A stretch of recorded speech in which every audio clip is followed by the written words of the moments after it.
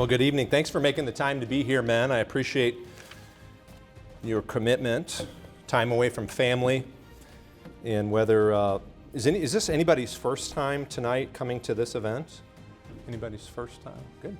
Oh, wow. And then I see a lot of regulars as well. So, my name is Greg. It doesn't have to be, hey, big guy, hey, man, Mr. Robeson, just Greg. And I like discursive as a style.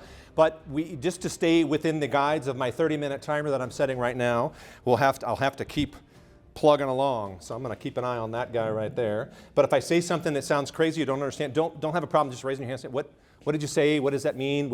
And that's cool, okay? Our family is traveling, so I have 5 children, and about 3 years ago, we decided that we were just a little bit too attached to the things of this world, and we were spending a lot of time making money, but not a lot of time making memories. And so we turned our house into an investment property, bought an RV, and hit the road. And now we are on our 3rd RV, and my kids have learned Spanish in Mexico, French in Montreal. He's like, no, I don't speak a word of that. And geography in Southern California. They've had charters, and they've had surfing lessons in New Hampshire. And our commitment to our kids when we started this was to teach them by doing. That we knew from homeschooling our whole life that kids learn really well by doing, by experience. And we wanted to give that to, so my wife and I just jumped in. She's a nurse. She grabbed a travel nurse contract and has been doing that. And she's in administration. So right now, my wife, she is a consultant for a hospital in Denver. And I personally work in, sorry, I touched that mic, didn't I? I work in real estate. I have worked with an investment group here out of Kirkwood, Missouri. And I recently took a position as a recruiter for Coalition Life.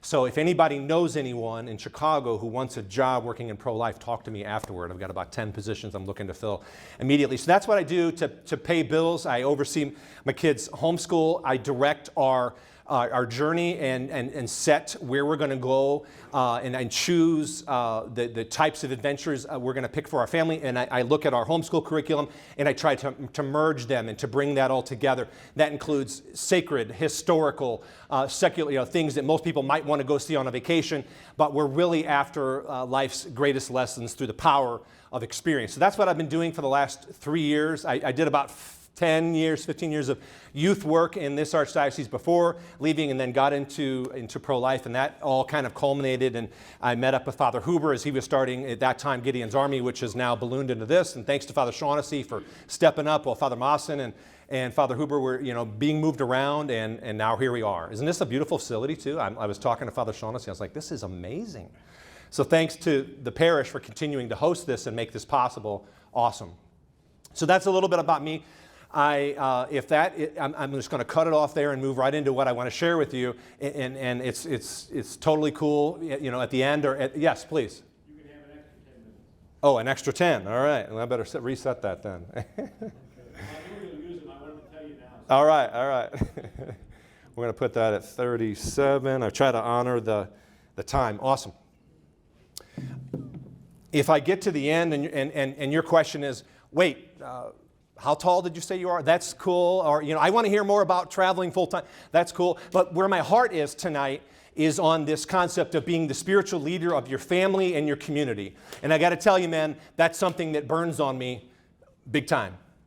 I'm all in on this. I'm not perfect. I'm not, some days I feel like a pretty terrible example. On my worst days, maybe that's the last words my kids would pick to say that where's the spiritual leader, Just the other day, my 16-year-old daughter looked at me and she goes, how am I out parenting you? And tonight I've got chili here and here and here. Why don't you guys tell me not to eat chili when I'm wearing outside? But I think, one of the things that's paralyzing for so many is the fear of hypocrisy. We have great ideas and ambitions and dreams, and we think, my family could be this, my kid could be this, the school could be this, the parish could be this. And then we look at our own lives and the brokenness we feel and the things we confess in the confessional, and we think it's impossible, and we get paralyzed. And sometimes we have to just launch great plans and create incredible dreams that seem so far beyond us to stretch us, like 7 people in a 300 square foot house that rolls around. where boundaries are exploded. But sometimes you just got to make commitments and decisions to things that seem impossible, that would not be possible if it were not for the grace of the Holy Spirit stretching and making it possible. Sometimes that's what we got to do. We got to make plans that just are so far beyond us, and then watch what God does. And then the dreams that you had at the beginning, you'll realize, whether you're setting off on an RV to go tour North America, or you want to just revolutionize your family, or you've got a kid who's been away and you can't figure out what you did wrong or how to get them back, or there's that family member that just you wish was sitting here right now. When you make plans like this, you're going to get down the journey and you're going to go, I wasn't dreaming big enough. It's one of the feedbacks I've heard about groups like this around the diocese. It's not a criticism of the community of transcendent men. I'm not sure that appeals to young people, and I just want to recognize the young people that are in the room tonight. Isn't it awesome that I don't know whose invitation they all came. We're glad that you're here. Thank you for being here. Yeah. Go ahead, take a bow. You deserve it. We're really glad you're here. Young men, just let me say, we do burn to give you a legacy, and we want you to pull Oedipus on us. Father Huber's probably said that before. It's the dream of every older man in here that the younger men in here will outdo us, will pass us up, will make us proud, will surpass us, and that everything we planted in you will grow again just beyond the dream that we have for you. That's our hope for you. So we're really, really glad that you're here. But one of the feedbacks I hear is, I'm not sure that it appeals to young people because there's this attitude of, if I only would have known that 10 years ago. I'm so glad I'm here, but if I would have heard that 20 years ago, things would be different. One of the questions I want to ask you tonight is, who are your children? Because if you're a young man or a man in this room, then you've got kids. Cleric, married, single. People are watching you. And you have an influence. You have a legacy. So if there's somebody in your life that you wish you'd started sooner on, that you wish you would have knew then what you know now, let me ask you this. Is it too late for God? I've got family members I feel that way about. I'm like, man, I just wish I could. But can God? Can God work a miracle with that person? And then the question is, beyond that, who is your child today? Who is in your spiritual sphere of influence? Is it the checker at the grocery store? Is it a grandkid? Is it somebody who cuts your lawn? Who is that for you?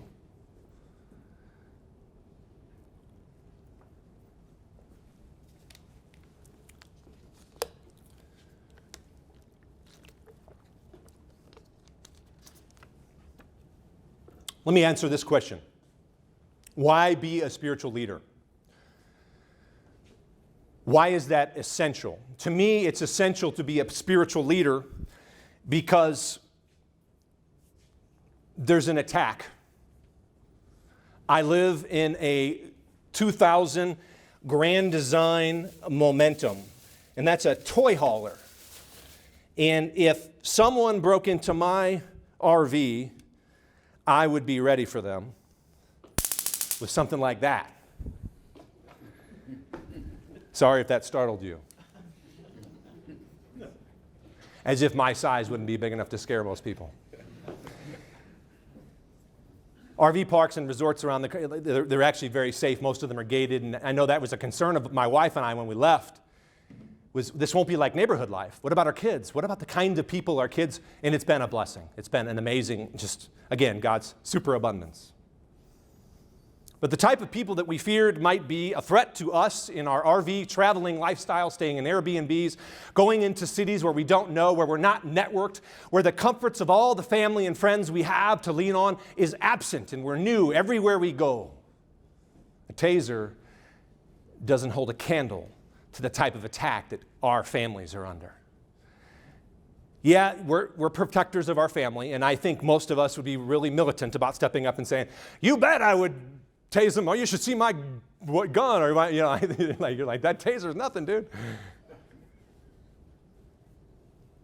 But the reality, men, is that the devil is prowling, and the hosts of hell are hungry for our kids and for our families.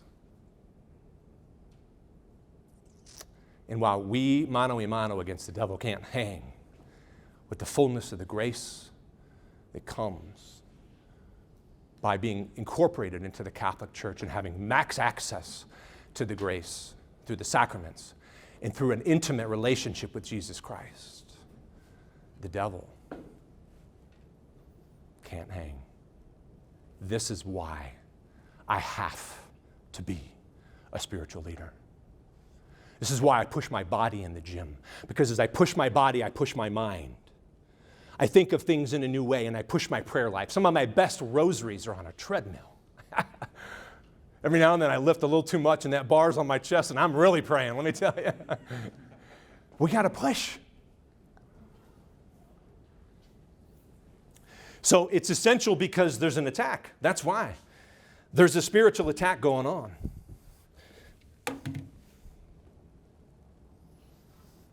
So again, who are your spiritual children? Let's dissect spiritual leadership, though. We've got to get really tangible. One thing I don't want to have happen today is for you to leave and say, that was a nice idea. That was cool. Maybe it would be good to make sure everybody has a journal. This is a talking point later, but we brought journals as a gift. So I don't know if this is something that you do, but this is going to be one of my takeaways, challenges, even if you're not the writing type. A journal is an awesome way, so I just bought them. I think there's some other folks made these available as well, so that you have a place to plan, to take notes, to pay attention, to be a student of life. And I just want to give them to you now, and I'll talk maybe more about it in a bit. Anybody that wants one, I think maybe you've got pen and paper, but if you'd like to leave with one of these tonight, we want to make them available to you. So we've got different styles and colors. So this is also a great place to write down. I might throw out some scripture verses. Maybe you've got a question you want to save to the end. But I also would love it if you'd take it with you and incorporate this into your plan, into a strategy to be the spiritual leader of your community, of your family. And I'll talk more about that in a minute. Someone asked you, what is a leader? What would you say? Real question, not rhetorical. What is a leader? What's a common definition for that? What is a leader? Anybody? Somebody you want to follow? Someone you want to follow. Good. Any other thoughts? They make group decisions. Say that about decisions one more time. They make group decisions. Okay. Good. Any others?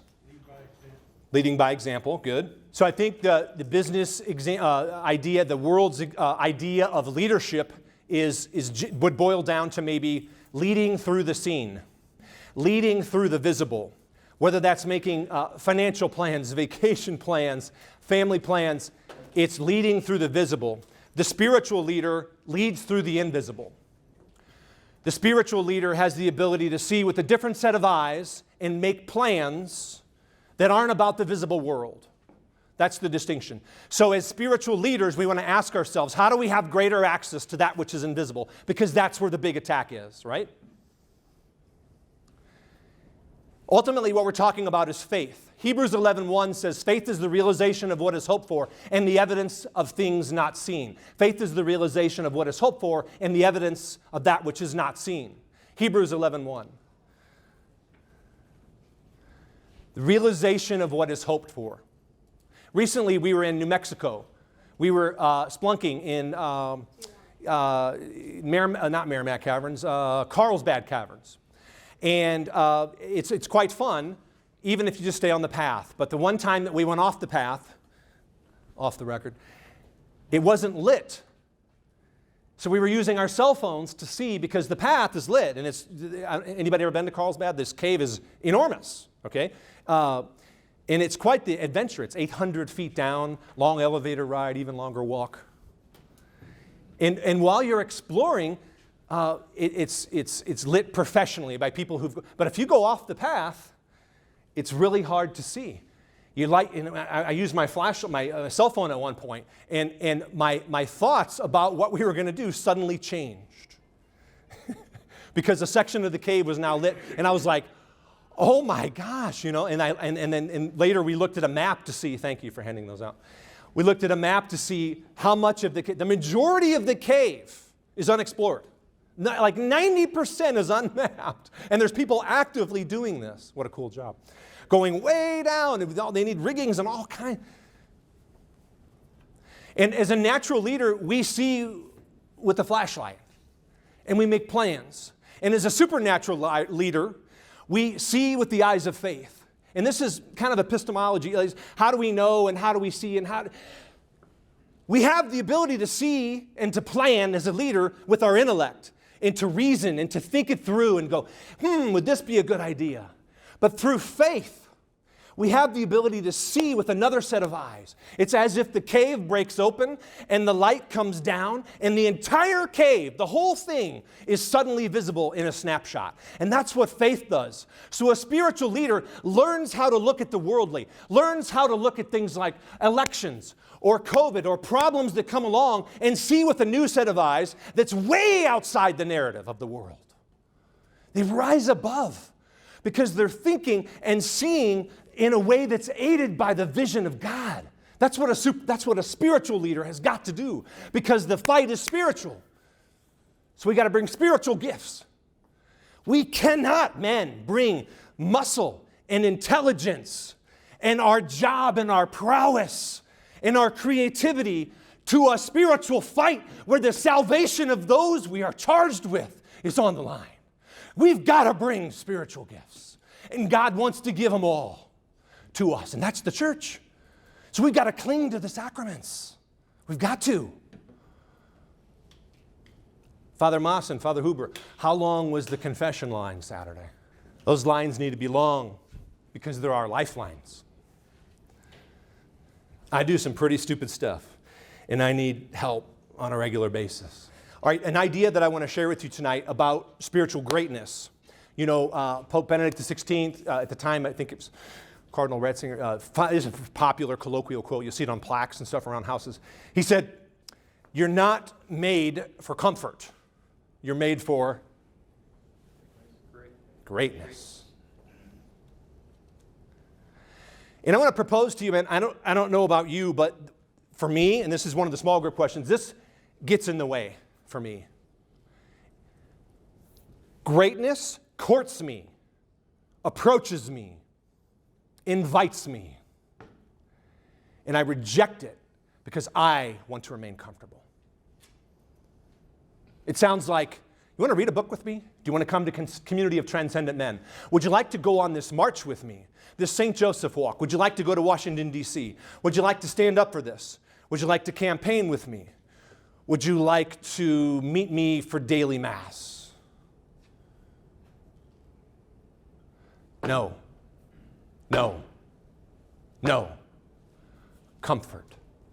Comfort. I don't want to stretch. That's my march. I don't know about you. I can't tell you how many times people have asked me to do something that's a little bit uncomfortable. And the first thing that comes to my mind is what I would have to give up, what I would have to change, and how that makes me feel. And that's the extent of my discernment some days. My daughter, as we travel the country, we make opportunities available to our kids, both in the culture and in the church. So right now we're getting to go to Denver, so I am calling priests, people who work in the diocese, in college ministries, because I've got kids getting ready to go to college. I call youth ministers. I interview them. It sounds crazy, I know, but I want to know what are the kinds of things my kids might get involved with. Who are the formators? What are they going to teach my kids? How do they think? I want to know all that, right? So I'm like, sir, but then I call places that we might tour, and I think, okay, well, what could I go see in Denver? Which of the 4 national parks should we do Estes? What do we want to climb? What's the weather going to be like? All this stuff, right? I got to plan. And then how can I bring that into my geography and everything I want to teach my kids? So my daughter I made Steubenville East available to my daughter a couple of years ago. Steubenville is a high school age youth conference. She went in Boston. She came back, and if you don't know, the Steubenville conference is it's a wonderful thing for young people. If you guys, anybody, young people haven't been, I'd highly recommend you go. I'm going to make sure you guys have the chance. My daughter came back from this, and she was supercharged. Maybe you've been on Acts and you come back feeling a similar way. And my daughter came to me and she said, Dad, I've got a new goal. I want to go to daily mass. And immediately my thought was, well, that's when I do real estate, and that's my quiet time with the coffee window. And I didn't say no, but she found a no because I didn't want to change, you know? I didn't want to rearrange my schedule and see that the greatest possible good I could do at that moment is bend my routines and rearrange my business day and be a father, to change, to be uncomfortable, and to drive her until she can drive herself. I mean, think of the Father in heaven, what he must have thought when my 16-year-old daughter came to 15 at the time, 14, 15, and said to me, Dad, I want to go to daily. Can you imagine what he thought? What the Father thought at that moment? And that's the vision I've got to have. Then the idea of what I will have to sacrifice or change or it melts because I'm seeing with the eyes of faith and I'm seeing my kids the way the Father does. Everything changes when we see that way. That's me, brothers. I want to be comfortable. And that's in my way of being great, of being a great spiritual leader a lot of times. How about you? All right, I mentioned the idea that we are all always, I don't want to sound paranoid, but we're always being watched. Whether you've got kids that are in your house, whether you're empty nest, or if that's not your lot, we're all always being watched. We are a living testimony. And my question to you is, would people who know you, who see you and interact with you the most, would they say that your leadership is spiritual? What would your own kids say about you? I won't put you guys on the spot. What would your kids say? Would your kids say that you are the spiritual leader of your family? Would your coworkers say that you are a spiritual force in a secular job? Would the people that you sit with at Mass say, you know, this Sunday, actually,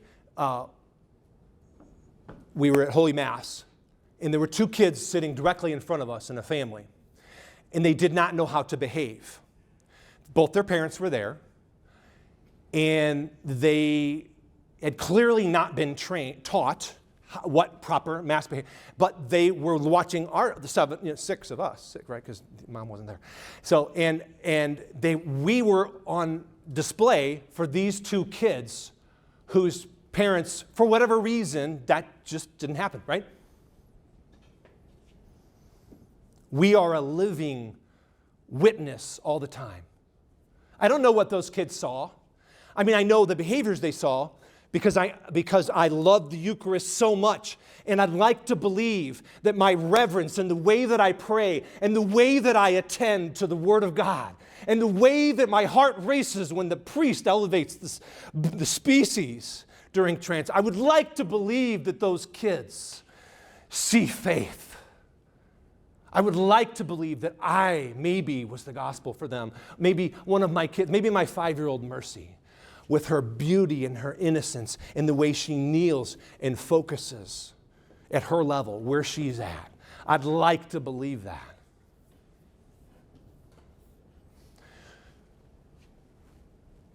There's this wonderful book in the Bible.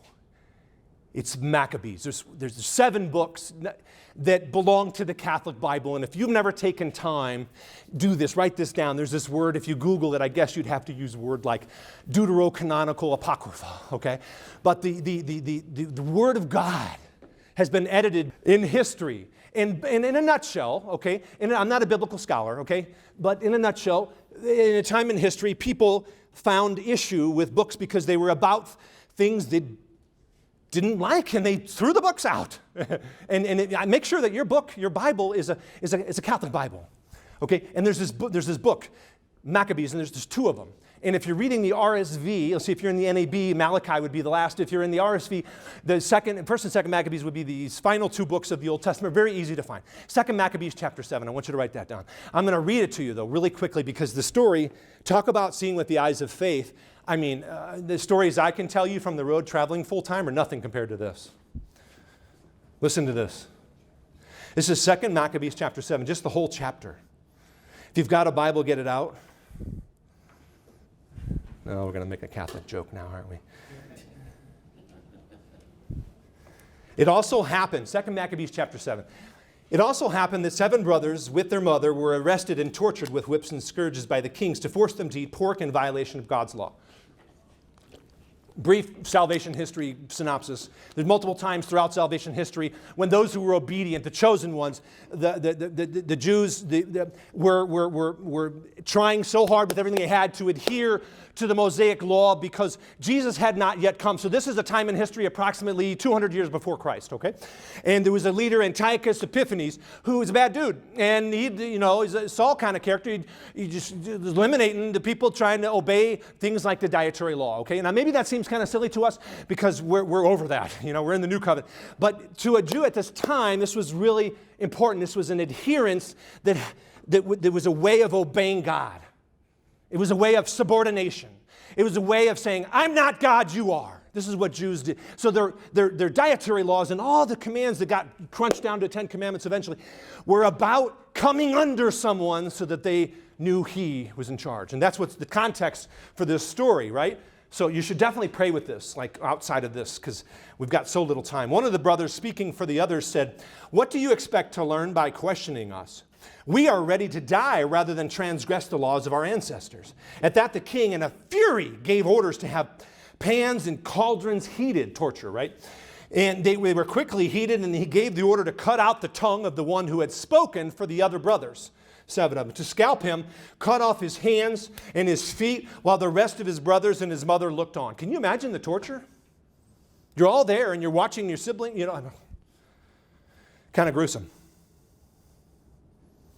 When he was completely maimed but still breathing, the king ordered them to carry him to the fire and fry him. As a cloud of smoke spread from the pan, the brothers and their mother encouraged one another to die nobly with these words. Here's the encouragement from within the family. The Lord God is looking on and truly has compassion on us. As Moses declared in his song when he openly bore witness saying, and God will have compassion on his servants. I'm actually reading the NAB, in case you're reading along. This would be the translation that is used in that you would hear at Holy Mass. After the first brother had died in this manner, so one down, they brought the second to be made sport of. After tearing off the skin and hair on his head, biblical, historical, sorry, gross, they asked him, will you eat the pork rather than have your body tortured limb by limb?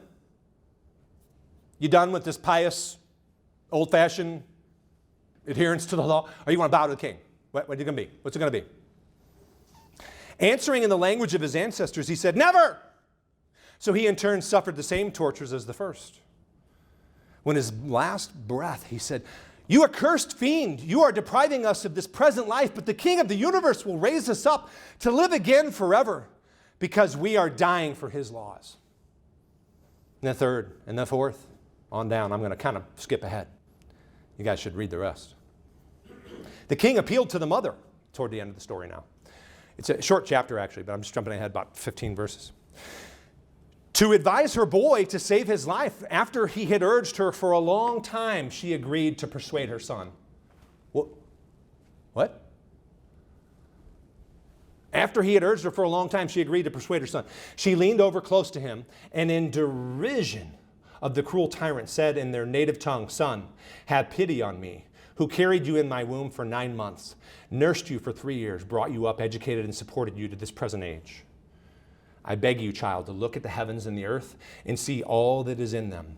Then you will know that God did not make them out of existing things. In the same way, humankind came into existence. Do not be afraid of this executioner, but be worthy of the brothers and accept death, so that in the time of mercy I may receive again. What mother talks to her kids that way? This is people seeing a different way. They are so completely transcendent. This is what the community of transcendent men is all about. It's rising above. How are we going to be leaders in a world that gets so mired down by a lack of clarity and vision? All the gifts that people are bringing to the table outside of the church is natural vision, and we've got access to the fullness to rise above and see the greatest mysteries, including martyrdom. This is what the world is dying for. My brothers, you have people in your life right now who just need this kind of biblical wisdom from you, which means we've got to take it on. We got to read it. We got to study it. We've got to drink it. We got to pray it. And then we got to live it. What family talks this way? This is a new way. And here's the thing that impresses me the most about the Maccabean martyrs. This is occurring before Jesus. Think about that. Jesus had not yet come and died and shown miracles. Right? That's the big benefit of like the apostles, all those who, they saw the Lazarus, what? To me, I don't know, it'd be a little easier to follow. But these guys are obeying in anticipation of the promise. This family is obeying, expecting, and not having seen. Woo! I'm going to leave that alone. That's enough on that. I could spend a whole session just on that story. Romans 7:15. Why do I always do what I hate?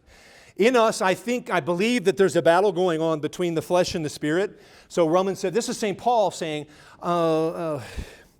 there's this war. He sees what needs to happen in the world, and then he sees with eyes of faith, and there's this tension inside of him. Can you relate to that? I don't know, I can.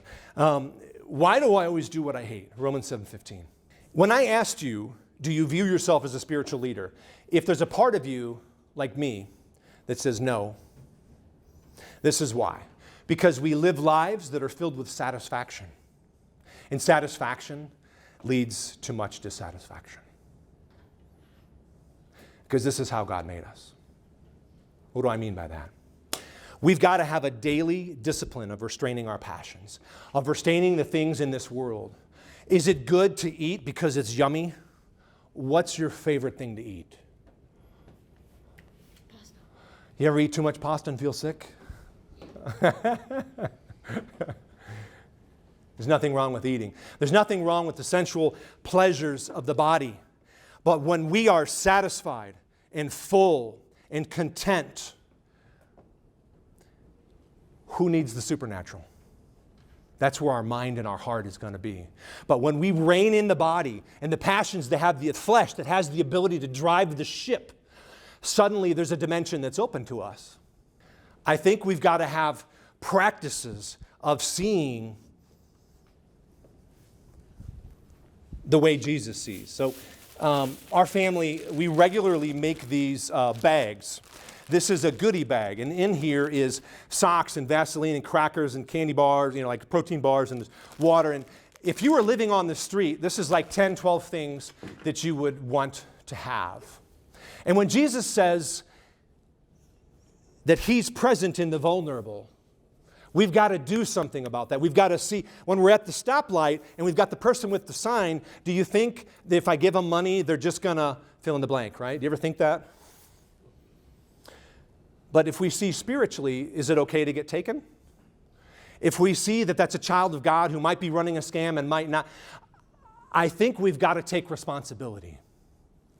I think the spiritual leader takes responsibility and ignores blame. I think the spiritual leader sees that blame is the language of the devil. I was at the gym and there were kids. My kids were playing ball down below and I could hear the gymnasium. So I'm in the weight room up above, and this is not around here, but a rec center. And there's these kids playing basketball with my youngest two were actually there, kind of running around and outside. And the kids were F-bombing and dropping the GD and the whole thing. And I left my weight room and I went and I leaned over the basketball court and I said, "Watch your language." And my son later asked me, actually, he said, "Dad," and all the boys, about their age, looked up and there's a sign on the wall that says certain behaviors aren't allowed, right? And that's one of them. It's courage, right? And my son asked me later, he goes, Dad, do you think that's going to do any good? Do you think that, the real question, conversation. And I said, well, I don't know about them, but it does for me. It does good for me because they're my responsibility. Why do those kids behave that way? Whose fault is that? Is it their parents? The school they go to? Did they hear that from other kids? Why are they behaving that way? This objectively inappropriate. But you see that way of thinking? That's the blame game. I don't care why they're behaving that way. Those are my kids under my influence. And that day, I stepped forward. I did something uncomfortable in front of, 60 people. And I took responsibility for that. And that's what a spiritual leader does. So at that moment, maybe that was a win. I don't know. A spiritual leader steps in and says, this is my court. I don't care if you play basketball or not. This is my, and we step in and we make a difference, right? We see differently. That's what a spiritual leader sees. We have to see. So when we see that, the homeless person, we've got to come up with strategies, boots on the ground ways of living in a way that shows, we keep these in our car, and we'll give them, you can have one. I think I brought 12 of them with me tonight. But can you come up with things in your family, in your sphere of influence, that are about seeing the world the way the Maccabees do? Can we do that? Can we come up with a strategy? Can we do things differently than when we walked in here tonight? Can we do that? I think for me, it's very difficult. If I am full and overstimulated, then I am missing what's going on at the stoplight. I'm missing the moments that are just flying by me. Fasting is huge, right? We got Lent coming up. Fasting is not all about food or chocolate. It's about what I just mentioned, which is finding a way to rein in the body so that something else can fill its place, that the spiritual food can fill its place. That's what fasting is. So maybe this Lent, be thinking about that. I wonder if there's something, who do you have influence on? Can you get people, by your example, to think of Lent this year differently? Oh, boy, this is a snooze fest. What do I got to do this year? How many days till Easter? Can we think of Lent differently this year? The spiritual leader is like a great work of art that peels back the beauty that's there all along. That's what art does. Art it's a way of exposing the beauty that's there all along. And what are you looking at? A picture of a sunset, and then you see and you're like, oh my gosh. And that's what's going on in people all around us all the time. So the homeless guy, I get out of my car, I don't just give him food and socks. I get out and I pray with them. And sometimes my kids, I just grab their hand and pray outside the window. I took my kids in the streets of Los Angeles and we fed in the hood. A lot of people would say that's crazy. I took my 7-year-old daughter with us. You might think that's crazy. In the darkest part of LA, because I know that if I can't live the example for my kids to see in me a man who sees something other than physical threats that tasers can solve, that I don't know what kind of legacy I'm leaving. To me, it's worth it. Maybe to you that seems irresponsible, but we've got to find a way to stretch. We've got to find a way to become the living example so that the people in our sphere of influence see in us someone who sees differently, even at the risk of martyrdom. Last couple points real quick. To lead, we've also got to follow. So I would highly recommend, if any of this is resonating with you and you don't currently have a spiritual director, a coach, a mentor, someone to speak to, I would advise that you find someone. I'd advise that you find a small faith group that you've already heard last month. The guys got up here and they were telling you about small faith groups. I think there's going to be some initiatives rolling out of this group, and I think that's awesome. So if you have the opportunity to gather with men, when I train in the gym, one of my goals is to get with guys who lift more than I do. They think possible, bigger than I do. They push me. When I'm in a study group, I want to be with people who are smarter than me, who've trained more than I. If I'm in a small faith group, or if I'm going to study the Bible timeline or something, I want to be with people who stretch me, who push me, and that's what I want for all of us. So maybe a small faith group would be an awesome way to put what we're talking about tonight into action. But think about that. Think about who's someone that could coach you. Who's someone that could mentor you? Do you meet with someone? You would never buy a house, I mentioned I was in a real estate, without getting a plan some steps, get some financial concepts, pull comps, look at the market, do some of that. What are we doing in the spiritual life? Do you have experts? Do you have people that are in your life to mentor you and to give you coaching to help you to see when the natural, when you're full and you're eating and all your body, do you have people in your life to come in and help you to see the way God is calling you to see? Because if we don't, then all we're going to do is fall back into comfort. I know I will. I've got to have coaches and people to push me.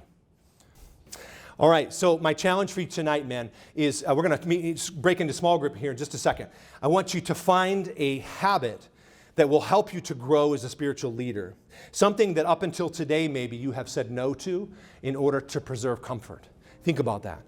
What is something today, and I'm not going to ask you this, but maybe in small group you can share this too. What is something today that you can do that will stretch you, that you've never done up to this point in your life? A routine that you could put in. Something that would make you feel a little bit uncomfortable. What is that for you today?